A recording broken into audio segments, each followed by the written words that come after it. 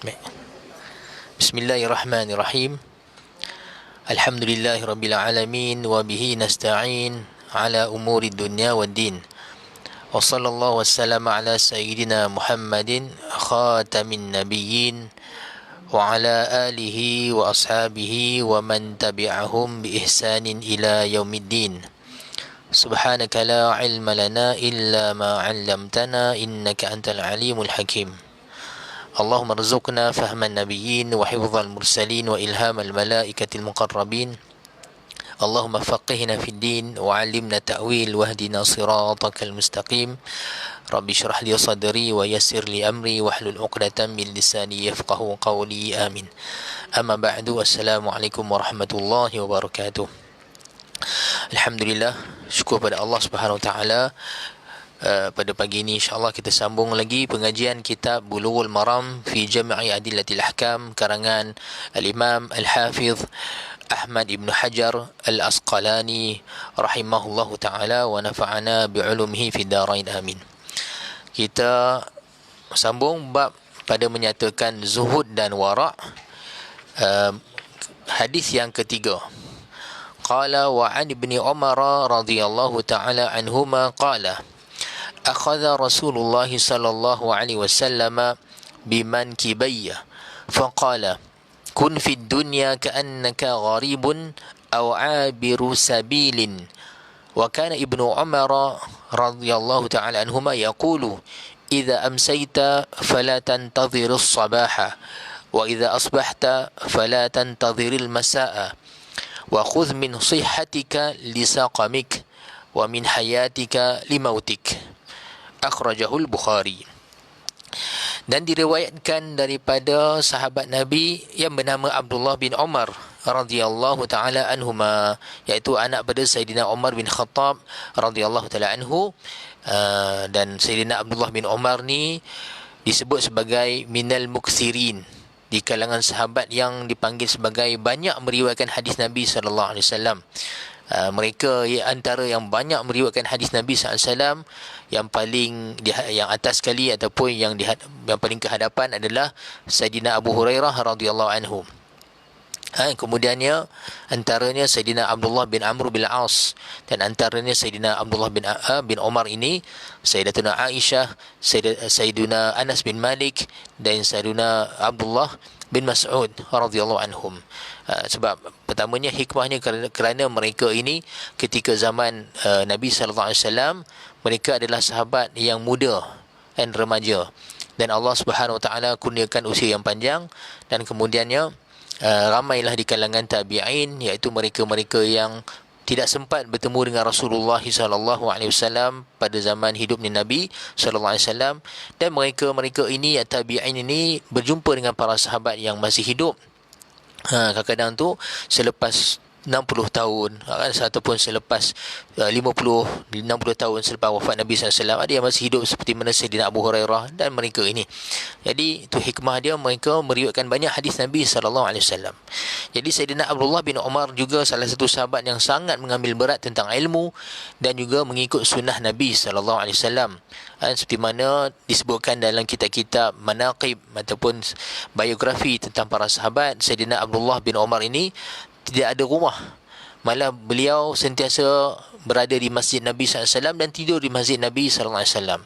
Dan seperti mana kita maklum, bilik Nabi ataupun rumah Rasulullah SAW bersebelahan dengan masjid, malah melekat dengan masjid kan, rumah Sayyidatuna Aisyah, seperti mana kita lihat hari ini. Jadi Rasulullah SAW keluar saja, duduk di masjid, kan, tanpa ada kadang-kadang itu janji yang khas ataupun satu temu janji yang maklum. Nabi akan keluar dan mengajar pada para sahabat.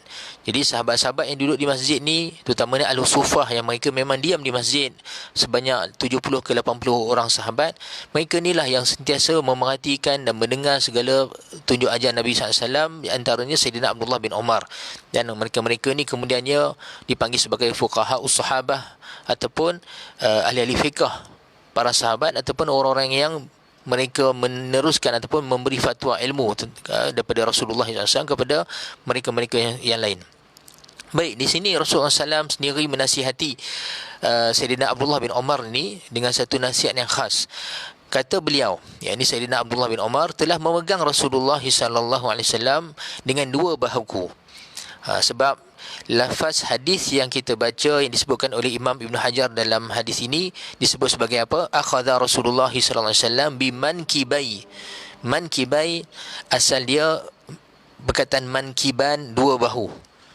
Kemudiannya kalau sekiranya dia datang dalam lafaz jar majrur, seperti mana di sini ada huruf ba, ba ni salah satu huruf jar, jadi mankibaini asal dia, mankibaini. Tapi bila mana masuk huruf ya mutakallim sini, ya dhamir mutakallim, jadi nun nun musanna tadi, nun dua tadi, mankibaini tadi dihazafkan, maka jadi ya saja, mankibai. Dan di sana ada riwayat dengan mankibi. Maksud dia bila di sana ada riwayat yang kata akhadha Rasulullah SAW bimankibi. Riwayat ini seolah dia ceritakan bahawa satu bahu.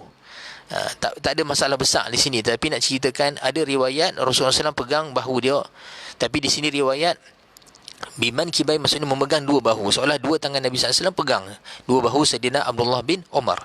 Ini setengah para ulama mengatakan, kita lihat ni salah satu uslub ataupun akhlak Nabi SAW mengajar para sahabat. Walaupun Sayyidina Abdullah bin Umar di sini salah satu sahabat yang kecil, yang remaja berbanding dengan usia Nabi SAW, tetapi Nabi SAW bermuamalah dengan mereka ni dengan keadaan yang menyebabkan para sahabat ni rasa dekat dengan Rasulullah SAW. Rasulullah pegang bahu dia walaupun dia masih lagi muda sangat, masih lagi boleh katakan kanak lah, dalam setengah keadaan umur beliau ketika perang Khandaq, tak silap saya 15 tahun. Sayyidina Abdullah bin Umar 15 tahun dalam peperangan Khandaq, muda sangat. Kemudian Rasulullah SAW, kita lihat kan uslub Nabi nak menasihati, Nabi pegang. Di sana ada bahasa, orang kata bahasa badan juga kan. Kita akan rasa dekat dengan seorang tu kalau pegang bahu kita. Jadi Rasulullah SAW pesan, kun fid dunya ka'annaka gharibun. Dan Nabi kata, jadilah kamu di dunia ini seolah-olah engkau orang dagang. Gharib, terjemahan lain juga sebagai orang yang asing. Sebab perkataan gharib dalam makna bahasa asal dia pelik. Kita pun kata satu benda yang pelik, asing. Jadi kalau ada orang asing, terutama zaman dulu kan, zaman tak banyak lagi travel ni kan. Ingat zaman tahun 80-an, kalau ada Mat Saleh seorang jalan kat Kuala Lumpur tu, penuh orang himpun nak tengok Mat Saleh live. Biasa tengok kat TV kan. Jadi kenapa semua pakat jakun nak tengok perak kan? Orang sini kata perak nak tengok. Alah, Mat Saleh biasa tengok kat TV pun, tapi hari tu dapat tengok live. Saya teringat tahun 80-an tu dia tak ramai lagi Mat Saleh nak kata berjalan kat KL. Jadi kalau seorang jalan kat KL tu, kat KL tu, kat KL, kalau jalan kat KL Mat Saleh tu, semua orang pakat tengok, ramai berhimpun. Dapat tengok live Mat Saleh. Dan tapi bayangkan apatah lagi kalau main kat Kuala ni. Main kat Kuala Kangsar ni lagilah rasa pelik. Baik. Begitulah saya teringat ketika mula-mula saya sampai Sudan tahun 2003. Sampai Sudan 2003 tu, Presiden mahasiswa masa tu nama dia Ustaz Mazlan. Seorang yang masya-Allah, seorang yang dihormati, yang saya kagumlah dengan beliau. Ustaz Mazlan ni kecil dia orang dia. Jadi masa tu dia diamanahkan untuk beli kambing untuk buat sembelih korban, ataupun saya tak ingatlah apa event dia. Tapi saya ikut sekali pergi satu pasar dekat Sudan ni sebab nak beli kambing murah. Ada satu pasar namanya Suk Mayo. Suk Mayo, Pasar Mayo nama tempat tu. Dan kawasan tu kawasan yang tak banyak orang asing masuk. Sebab Sudan ni pertama ni memang tak ramai orang asing. Tapi tempat kami duduk ni di Khartoum, terutama dekat kawasan universiti kami di Ma'murah Arkawit, memang ramai student. Jadi kawasan tu orang tak heran sangat tengok orang luar ni. Tapi bila kita masuk kawasan orang luar, mereka dapat tengok orang kulit putih macam kita ni. Putih lah sikit sebab orang Sudan kan gelap-gelap semua. Jadi saya ingat lagi, orang keluar kampung berhimpun, berkerumun kat kami. Jadi Ustaz Mazlan tu kata kat saya, ingat lagi kata-kata dia. Dia kata, Nizam, kita dah jadi zoo lah Nizam. Kita jadi zoo, dia kata. Kita pun kalau pergi zoo kan semua perak tengok binatang kan. Kita hari tu macam tu lah keadaannya. Jadi kenapa orang berhimpun tu? Sebab kita gharib. Dalam bahasa dia, gharib ni pelik. Sebab kita memang orang yang dagang. Kita bukan orang kawasan tu. Jadi kita asing. Jadi Nabi SAW pesan, kita bila kat dunia ni, mestilah hal keadaan kita. Ini Rasulullah pesan pada Sayyidina Abdullah bin Umar, walaupun pesan ni kepada beliau, tetapi pengajaran ni bagi umat seluruhnya. Jadi Rasulullah pesan, hidup kat dunia begitulah. Kamu hidup dalam keadaan seolah kamu gharib, kamu orang asing. Seolah kamu berada di dunia ni bukan sebenarnya negara kamu, tapi ni negara tempat yang kamu singgah sekejap, kamu akan tinggalkan. Gharib. Nampak no? Gharib. Sebab pertamanya, apa negara kita yang asal? Kampung kita asal kat mana? Kita syurga. Tu kampung asal kita.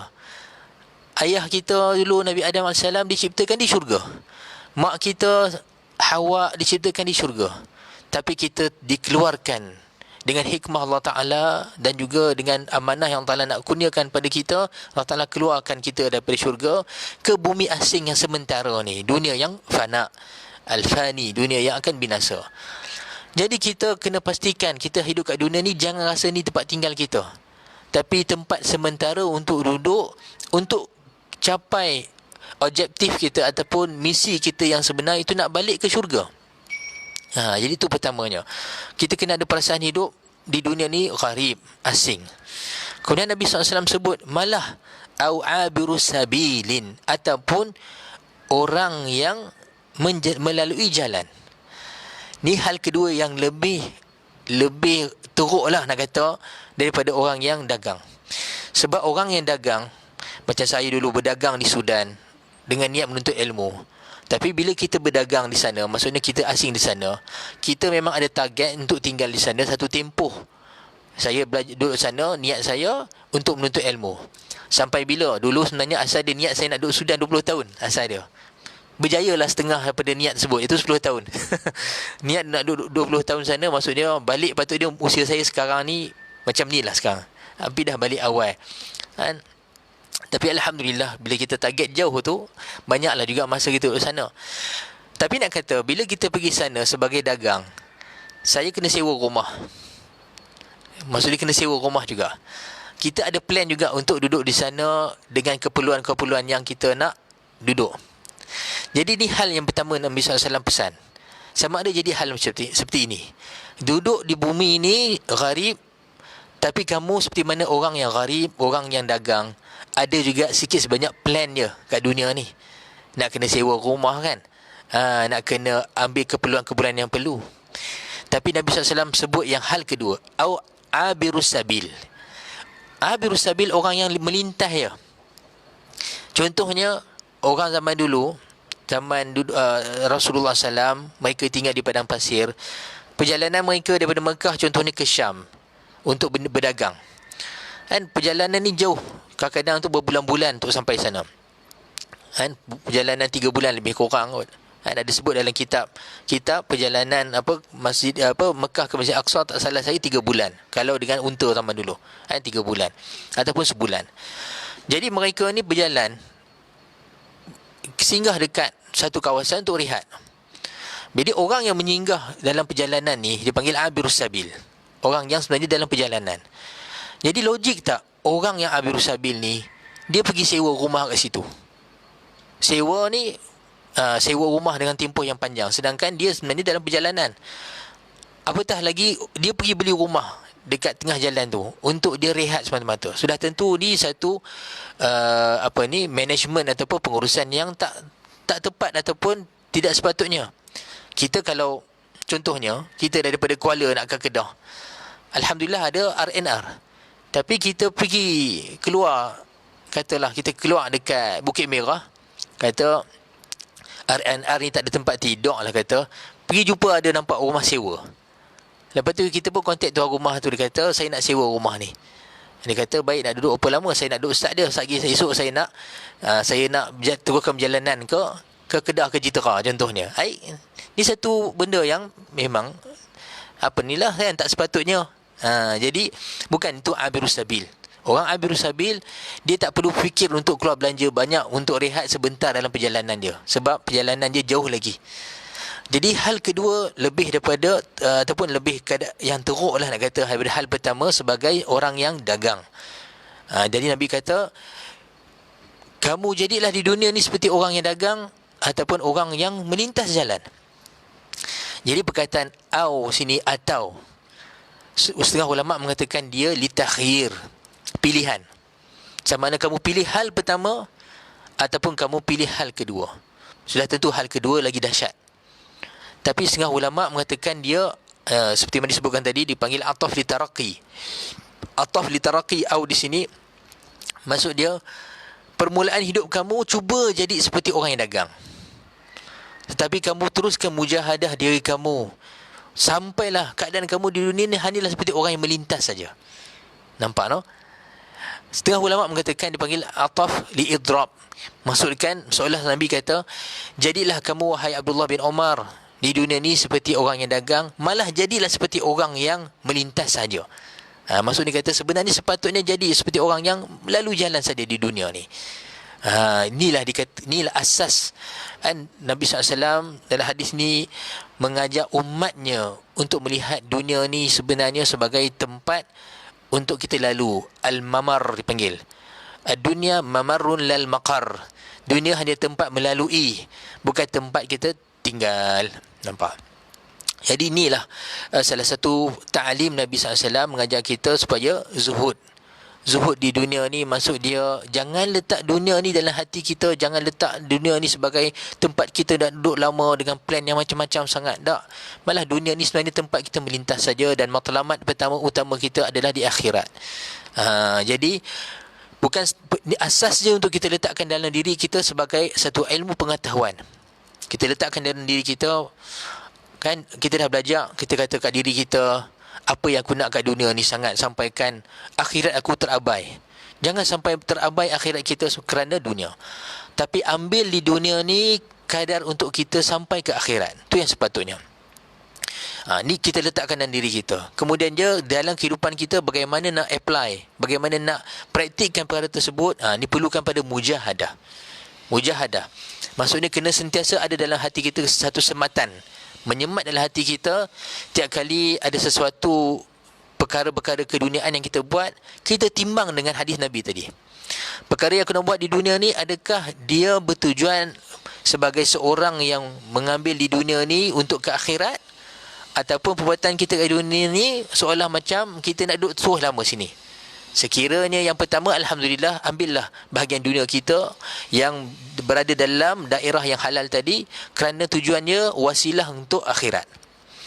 Tapi kalau sekiranya ke dunia, benda ni kenanya bukan dia perlu pun, tapi semata-mata kerana leisure, ataupun sebagai kita punya passion ataupun keinginan yang sebenarnya dia bukan membawa kita pada satu di akhirat pun, afdal kita tinggalkan. Kalau kita nak beramal dengan hadis Nabi SAW sini, yang ni lah asas zuhud di dunia. Asas zuhud. Dan para sahabat adalah orang-orang yang zuhud, mereka semua ni. Orang-orang zuhud. Kalau kita lihat ahli keluarga Nabi SAW, Ahlul Bait, Sayyidina Ali dan juga Sayyidina Hasan, Hussein dan anak mereka Sayyidina Ali Zainal Abidin. Kadang-kadang kita lihat keturunan mereka ni, Allah SWT kurniakan mereka ni ada kekayaan. Tetapi subhanallah, kita akan lihat seolah tangan mereka bocor. Bocor maksud dia, pegang kekayaan tak pernah lekat. Sat dia akan keluar kekayaan tu kepada ahli-ahli dia. Tapi subhanallah, bila mereka ni orang yang yakin Allah Ta'ala, tak ada langsung rasa macam nak rasa risau untuk keluarkan infak fi sabilillah, Allah Ta'ala kurnia lebih dunia tu pada mereka. Seolah dunia datang pada mereka. Tetapi mereka juga sebab tak letak dunia di hati, mudah saja mereka menghabiskan dunia tadi tu kepada jalan-jalan yang membawa kepada keridaan Allah SWT. Sebab itulah, untuk kita mencapai sifat zuhud ni, salah satu wasilah yang saya rasa sangat penting ataupun sangat memberi kesan lah. Macam mana kita nak bersifat dengan zuhud ni, antara wasilah yang paling penting dan memberi kesan pada diri kita, kita baca kisah-kisah sahabat, kisah Ahlul Bait, keturunan Nabi SAW, yang mereka ni ruwaduz zuhad. Ini orang-orang yang di hadapan, orang yang kehadapan dalam isu zuhud ini. Dan para ulama rabbaniyin, ulama-ulama yang soleh, yang menunjukkan sifat-sifat mereka. Kisah Imam An-Nawawi rahimahullahu ta'ala. Tuan-tuan, puan-puan, baca kisah Imam An-Nawawi. Lihat bagaimana zuhudnya Imam An-Nawawi ni. Tapi kita lihat apa yang ditinggalkan untuk kita, ilmu, kitab-kitab dia. Dan semua ni saham dia sampai hari akhirat. untuk dia, kerana dia dikubur tapi dok kutip saham. Imam Nawawi sekarang ni berada di tempat di alam barzakh dia, di tempat rehat dia, tapi saham dia berterusan. Tapi kalau kita baca hidup dia kat dunia, subhanallah, seorang yang sangat zuhud. Hatta Imam Syafi'i radhiyallahu ta'ala anhu dan semua a'immah. Imam Abu Hanifah walaupun seorang businessman yang kaya. Imam Abu Hanifah ni kaya. Dia ada bisnes dia, dia ada harta-harta dagang dia yang di trading dia luar negara. Dalam satu riwayat, Imam Abu Hanifah tengah mengajak, mai seorang bagi khabar satu berita kat dia. Dia kata, wahai Abu Hanifah, wahai Nu'man, dia kata, habislah kita semua. Dia kata, kita punya kapal dagangan habis, dapat berita habis, tenggelam, karam dekat lautan. Imam Abu Hanifah tengah mengajak tu, dia senyap sekejap, lepas tu dia kata, alhamdulillah, syukur alhamdulillah. Kemudian dia terus mengajak macam tak ada benda berlaku.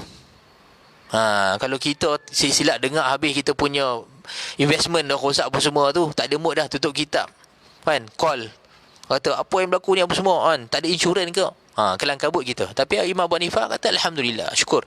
Sambung mengajak macam tak ada apa berlaku. Tak lama je lepas tu mai seorang kata alhamdulillah, dia kata absyir ya Abu Hanifah, khabar gembira wahai Abu Hanifah, kapal dagangan kamu dan beberapa orang selamat, kamu ni selamat. Dia pun kata alhamdulillah. Jadi selepas tu ada anak murid dia kata, nak tahu ucapan alhamdulillah ni, dia kata, wahai imam, tadi aku dengar kamu kata alhamdulillah, tolong terangkan sikit. Sebab apa kamu sebut? Kotlah kita ingat Abu Hanifah kata, dia kata alhamdulillah, tak apalah, redha kan. Bila dengar kapal selamat pula kata alhamdulillah, syukur, selamat kapalku. Rupanya bukan tu yang dipuji Allah Taala. Apa yang dipuji? Dia kata alhamdulillah, kata ketika mula-mula aku dengar khabar tersebut, aku lihat dari diri aku, adakah hilang sedikit keyakinan aku Allah Ta'ala pemberi rezeki? Adakah sekarang ni hilang, harta kita hilang? Adakah aku terus rasa macam kalut, Allah, macam mana aku nak hidup apa semua? Tengok, aku lihat dan diri aku bersyukur, kata, aku masih siqah pada Allah, masih yakin pada Allah. Apa harta kita ada tak ada sekarang ni dalam bank semua, Allah tetap ada pemberi rezeki, alhamdulillah. Kemudiannya bila dapat khabar gembira kata harta aku selamat, aku tengok dalam hati aku, adakah aku rasa macam nak seronok sebab harta ada, naik seronok ke, atau dah lupa Allah Ta'ala? Tak serupa, Allah Ta'ala tetap ada. Nampak no? Hak ni sebenarnya zuhud. Hak ni yang kata zuhud ni sebenarnya bukan kata dia mesti hidup cuma macam miskin, tapi nak kata keyakinan kepada Allah Ta'ala, dan harta tadi tu dia hanya lihat wasilah saja, pemberian Allah Ta'ala semata-mata. Seperti mana Rasulullah SAW ajak kita dalam salah satu zikir yang kita dimasyru'kan, disyariatkan untuk sebut. Malah zikir ni sebenarnya kalau ikutkan antara zikir yang dituntut untuk kita baca ketika i'tidal. Rabbana walakal hamdu mil'as samawati wa mil'al ardi wa mil'a ma syi'ta min syai'in ba'du la mani'a lima a'taita wa la mu'tiya lima mana'ta. Ini antara zikir yang kita kerap digalakkan baca. La mu'tiya lima mana'ta.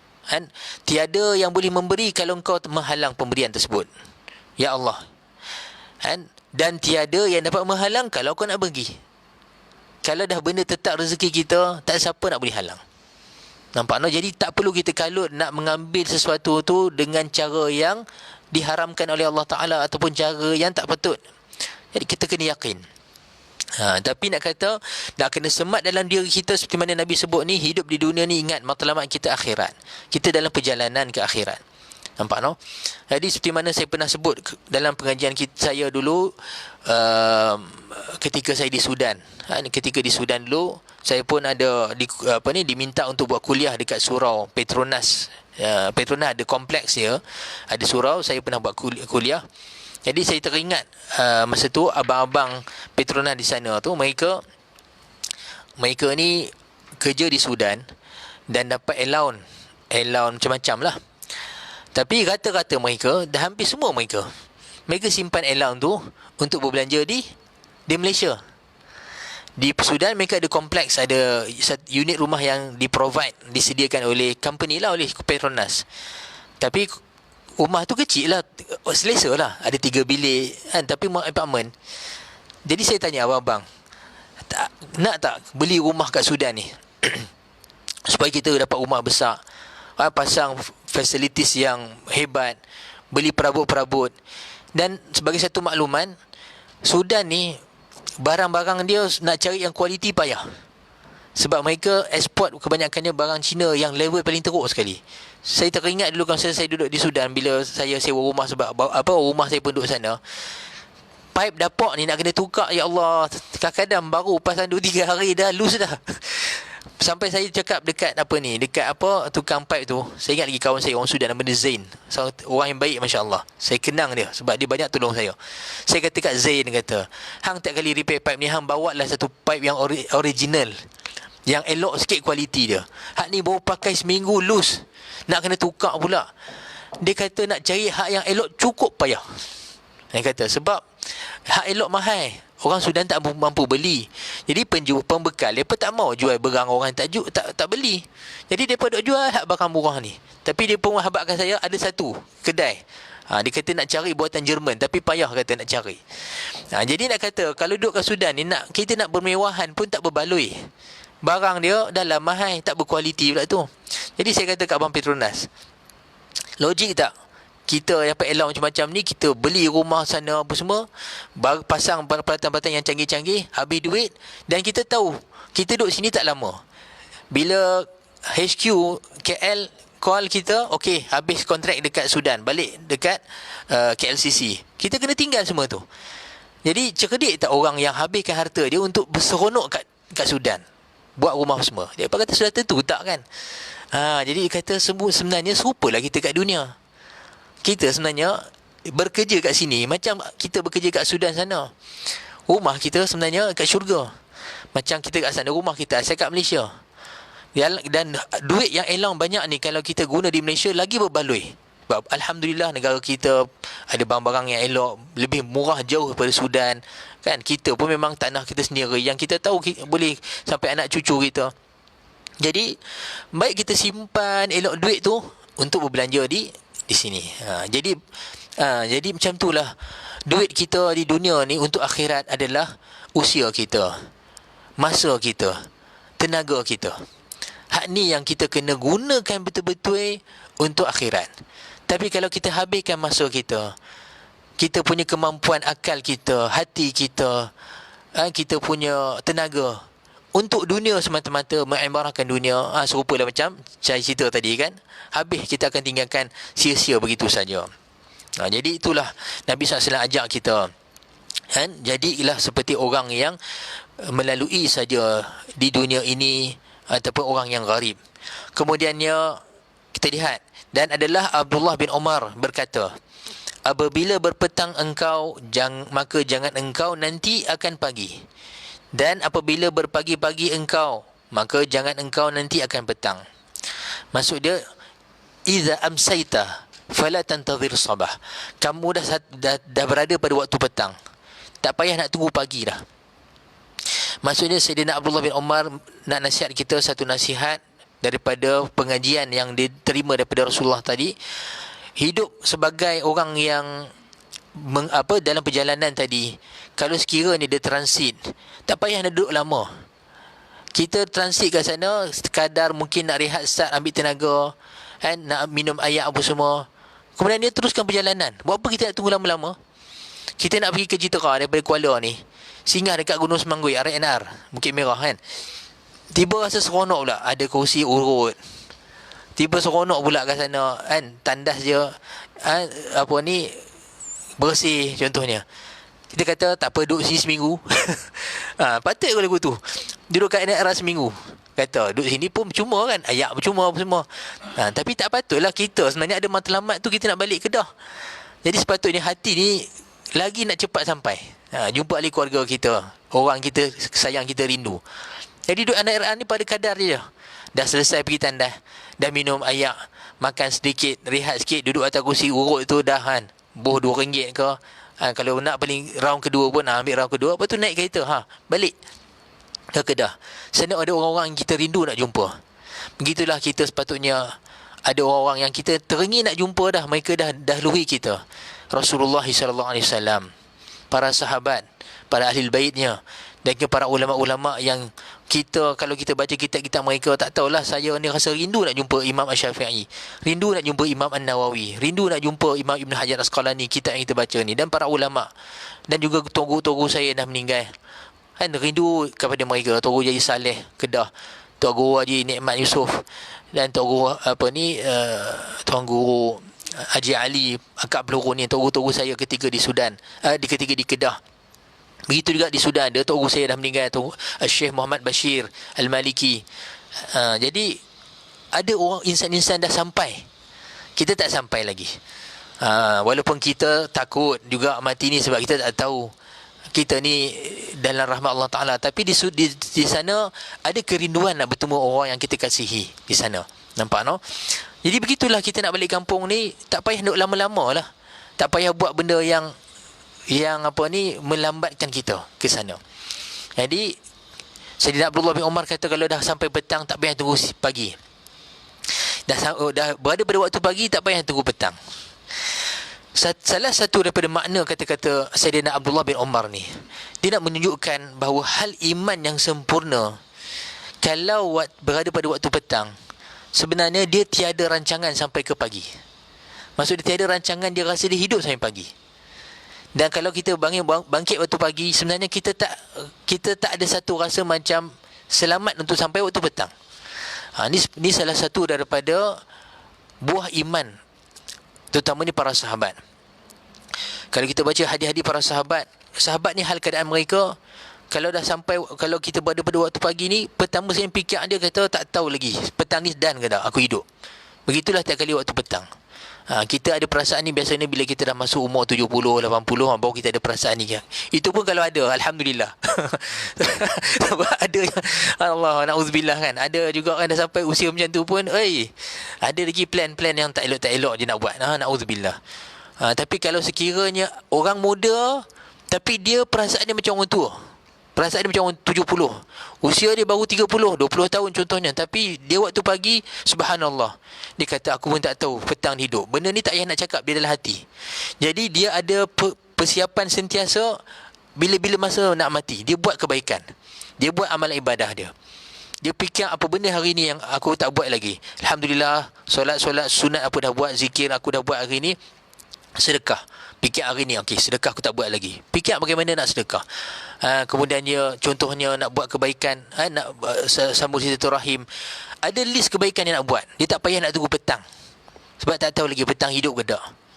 Masya Allah, tabarakallah. Sebab itulah orang muda yang bersifat orang tua macam ni, yang ni bukan tak senang nak jumpa. Sebab itulah Nabi SAW sebut dalam satu hadis, khairu syababikum man tashabbaha bikuhulikum, atau kama qala, sebaik-baik pemuda kamu yang mereka ni seperti orang tua kamu.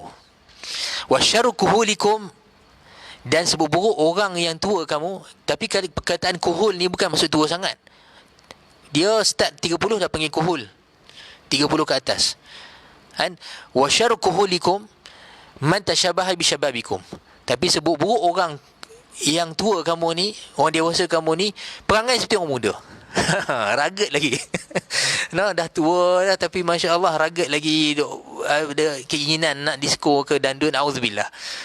Tak mahu lagu tu. Baik. Jadi itu nasihat Sayyidina Abdullah bin Umar. Kemudian beliau kata, wa khudh min sihatika lin saqamika, dan ambil daripada sihat kamu, ini ambil bekal olehmu daripada kesihatan engkau bagi sakit engkau.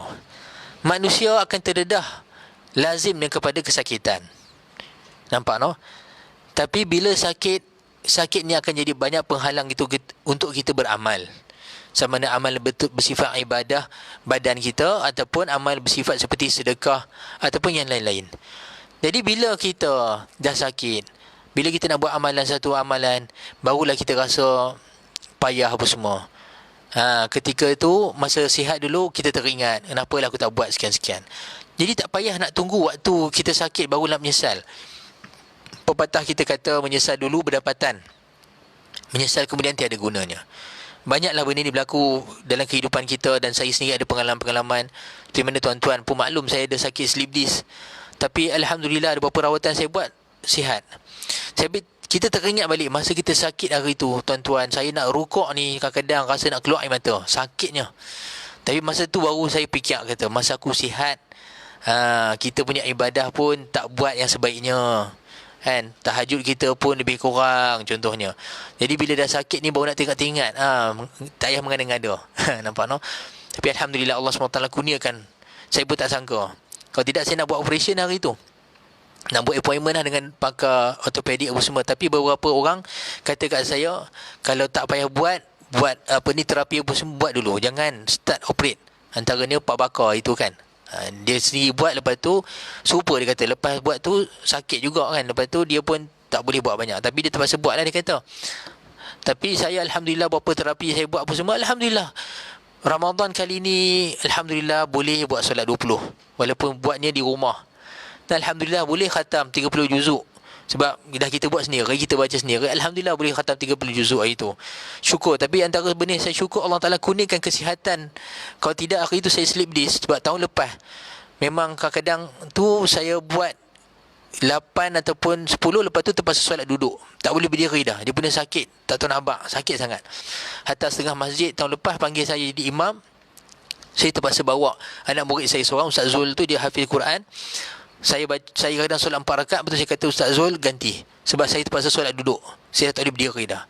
Tapi kalau kenang tu, nak teriak tu, bukan teriak tu sakit. Teriak tak boleh buat amalan tu sempurna. Dia rasa sedih, tak tahu nak habaq. Tapi Alhamdulillah syukurnya, bila Allah Ta'ala kurniakan kesihatan balik, syukur. Jadi, kena sentiasa ingat, masa kita sihat ni, kena ingat consequences yang bakal berlaku ni. Bila aku sakit besok, macam mana? Jadi tuan-tuan, puan-puan, rahimakumullah, kelebihan Allah Ta'ala kurnia pada kita pula. Kalau masa kita sihat ni, kita dengan amalan ibadah kita istiqamah. Kita punya tahajud, lepas tu salat sunat kita, dengan wirid-wirid zikir kita amal. Dengan sedekah kita, selawat kita, baca dalail khairat contohnya, istiqamah. Dan istiqamah kita buat, tiba-tiba kita sakit. Bila sakit ni, memang kita cuba nak buat, tak mampu buat. Rahmat Allah Ta'ala tuan-tuan, orang yang keadaan seperti ini, bila dia sakit, kesakitan dia menghalang dia buat amalan yang biasa dia buat sebagai adat dia, Allah Ta'ala kira pahala dia sama je. Tempoh sakit tu seolah dia buat juga amalan tadi. Selagi mana kesakitan yang Allah Ta'ala kurnia tadi tu menjadi penghalang amalan yang biasa dia buat. Tapi kalau masa kita sihat memang kita tak buat memang tak ada. Kalau memang masa sihat kita tak buat amalan-amalan ni, masa sakit memang tak dapat apa. Sebab bukan amalan adat kita. Jadi sebab itulah masa sihat ni ambil peluang. Masa sihat ni ambil peluang, seperti mana kata Sayyidina Umar, wa min hayatika limautika, dan daripada hidup engkau bagi kematian. Bila kita hidup ni, hak ni lah modal paling besar sekali. Bila kita dah mati, memang masa tu menyesal apa, memang tak gunalah. Sebab itulah perlu pada peringatan. Manusia memang perlu pada peringatan. Saya teringat zaman exam dekat universiti ke, dekat sekolah dulu. Bila malas belajar, malas study betul-betul, bila sampai kertas soalan, kelabu nampak tak nampak. Ni paling musibah kali kan. Tak nampak terus tak apa juga. Tak geram, memang kelam terus. Ni kot nampak, tapi nampak tak nampak tak nampak. Masa tu baru teringat, hari tu duk seronok main kan. Orang study group, kita pun tak study. Orang study, kita tidur kan. Jadi masa tu baru nak menyesal waktu-waktu yang ada.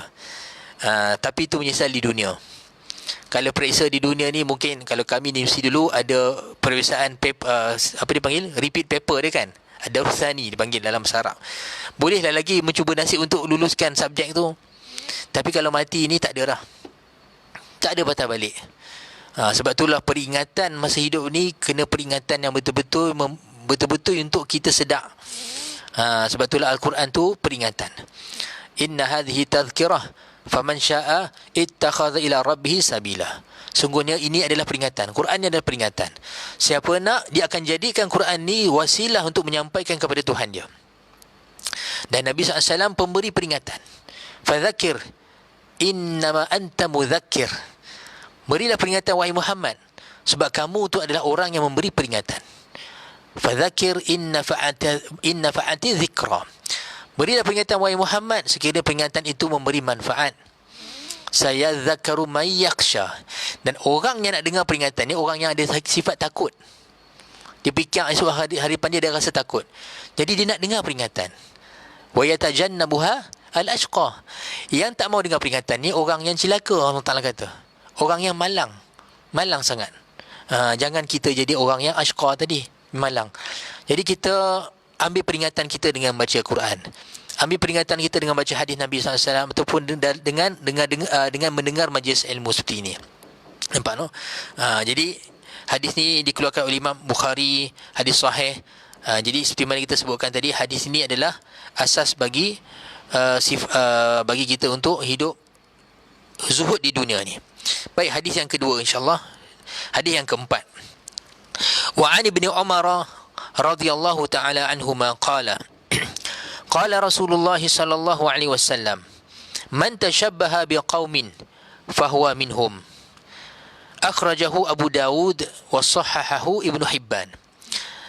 Dan diriwayatkan daripada sahabat Nabi yang bernama Abdullah bin Umar radhiyallahu taala anhuma. Yani Sayyidina Abdullah bin Umar yang sama juga yang meriwayatkan hadis sebelum ni.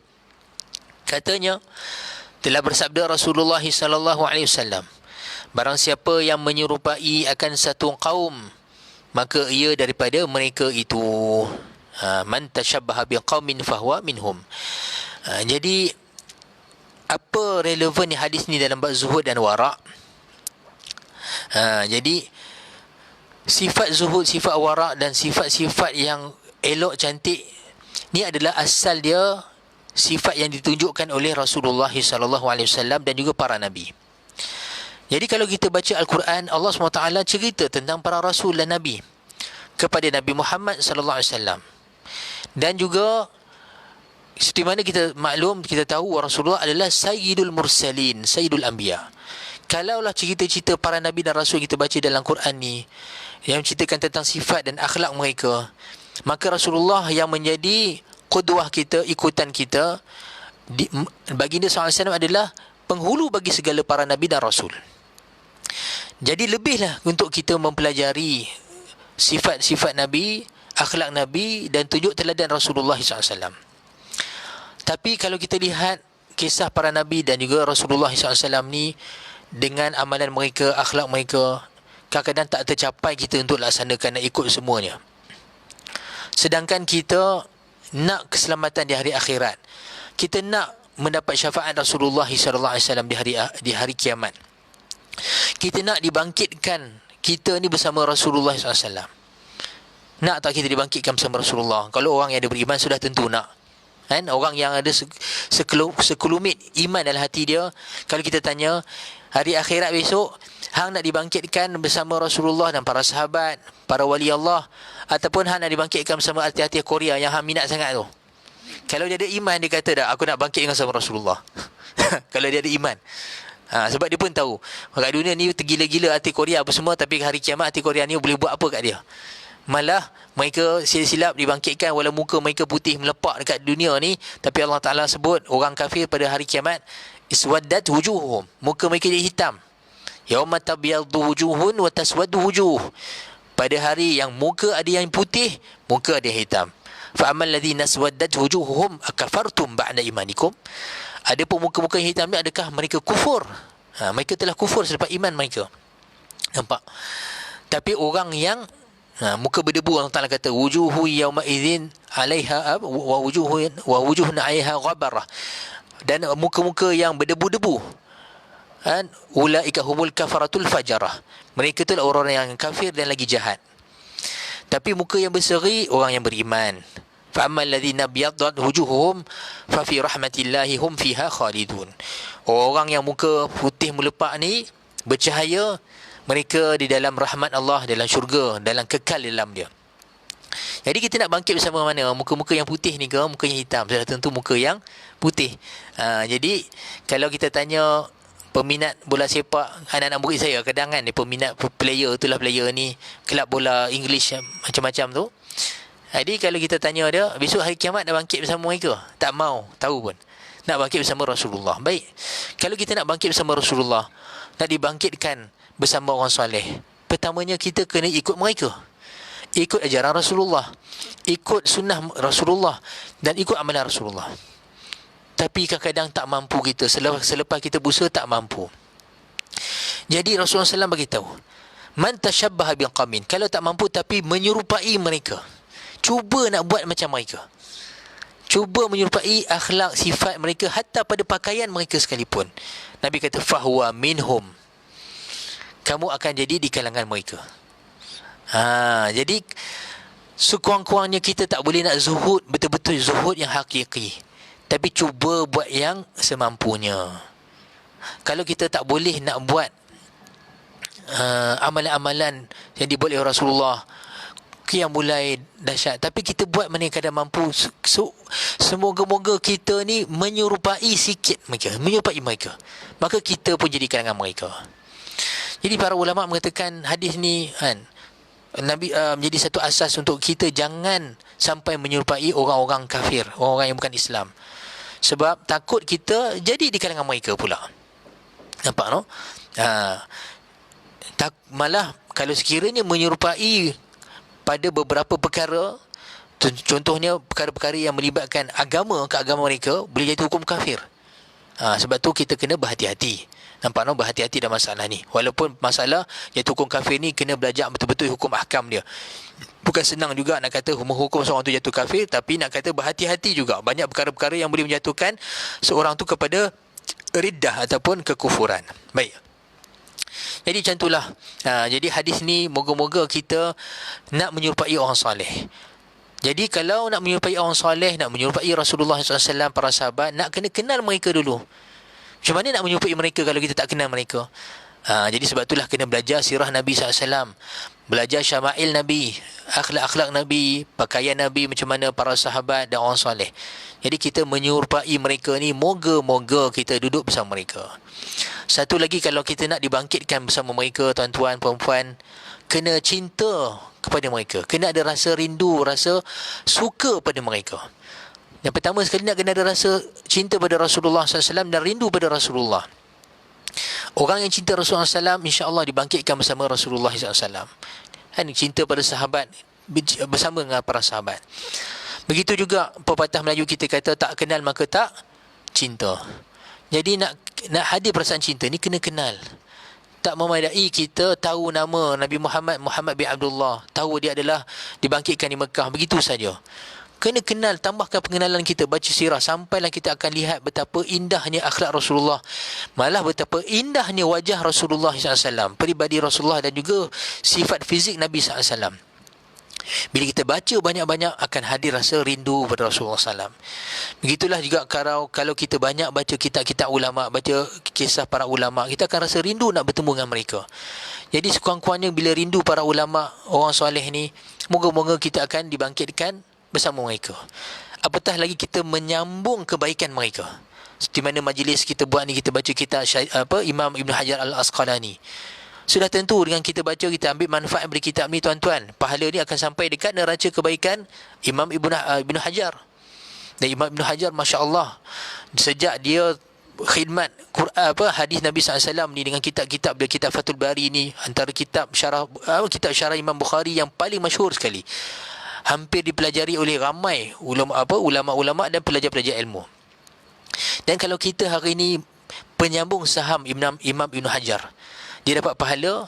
Dan kemudiannya kita sambung pula orang-orang yang belajar daripada kita ni pun dapat manfaat, dan sampai juga pahala tu kepada kita juga, tumpang sama belaka. Moga-moga tuan-tuan, pada hari kiamat Imam Ibn Hajar tengok, ni Kuala Kansar ni mana ni, tiba aku punya pahala banyak kat sini juga ni. Mana dia, kau tak pernah dengar kan Kuala Kansar? Siapa yang bawa aku pahala aku sampai Kuala Kansar ni? Tengok-tengok ni lah insan dia, insan kerdil, Ustaz Nizam, yang bawa ilmu-ilmu dia juga kan, Tuan Haji Di, Cikgu Jabidah kan, cikgu semua pakat dapat semua saham-saham ni. Kotlah tuan-tuan, Allah Ta'ala kurnia dia ni, ulama besar ni, kuota dia banyak, boleh tarik-tarik. Kotlah dia kuota kosong tu, kita sekali dapat. Kotlah kan. Ni semua bab taraji, bab kita mengharapkan, bukan yang pasti, tapi kita mengharapkan rahmat Allah Ta'ala sungguh besar, sangat luas. Jadi bila kita baca kitab ulama-ulama, tuan-tuan, kita pun rasa rindu nak jumpa dia. Baca juga biografi para ulama. Jadi sebab itulah kalau kita baca mereka akan rasa rindu, rasa cinta pada mereka orang soleh ni, dan kita pun cuba untuk menjadi sikit sebanyak seperti mereka. Dan Nabi kata man tashabbaha biqaumin fahuwa minhum. Siapa yang cuba berbuat seperti satu kaum, maka dia di kalangan kaum tersebut. Jadi kita nak kita di kalangan dibangkitkan bersama Rasulullah, para sahabat dan para nabi semua. Jadi kita baca kisah mereka, baca Al-Quran yang Allah Ta'ala cerita tentang kisah para nabi, supaya kita boleh buat perbuatan-perbuatan mereka. Semoga kita jadi di kalangan mereka. Jadi sampai sini dulu insya-Allah pengajian kita. Saya mohon maaf sekiranya saya ada kasar bahasa atau salah silap. Yang baik pada Allah Subhanahu Wa Taala, salah silap kekurangan daripada kekurangan saya sebagai manusia biasa. Aqulu qawli hadza wa astaghfirullah li wa lakum. Assalamualaikum warahmatullahi wabarakatuh.